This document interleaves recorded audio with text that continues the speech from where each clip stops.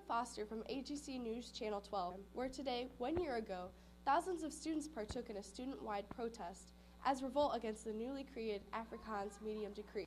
This decree was formed about 3 years ago, issuing all schools to force educational systems to teach both English and African languages within the schooling. Between the past discrimination and unfairness of apartheid and the newly further segregated law, students weren't going to stay quiet.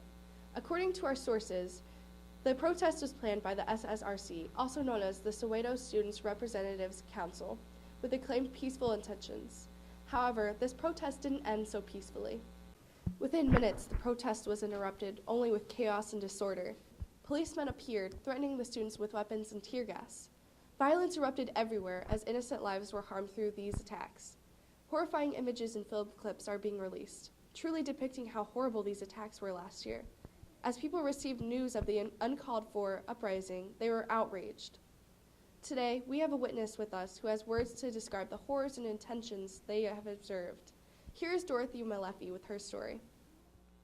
My beloved son was one of the many angels who passed away from the attacks. He was one of the first students that got killed in the school-wide uprising. His name was Hector Peterson. My baby was so young. He was only 13 and they shot him. By the time I got the news, he was gone. I didn't even know of the student uprising. It was the day after the police struck the students when they announced that if we could find a loved one, to go to the nearest police station.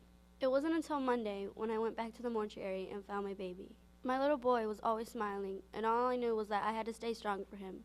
I just don't see why the police would attack such peaceful people standing up for equality. I'm so sorry to hear about your loss, Miss Malefi. Next, we have a testimony from an anonymous speaker. During the Soweto Uprising, I was one of the many people photographing what was going on. I remember being in my friend's car while he was driving. As we were passing the students, I began snapping the shots.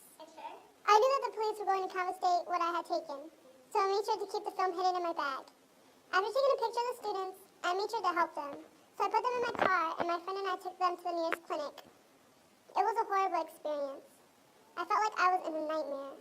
I hope to never relive anything like that ever again. It wasn't until a few months later I misplaced my film and the photos were shown to the public eye. Thank you for your story, Miss.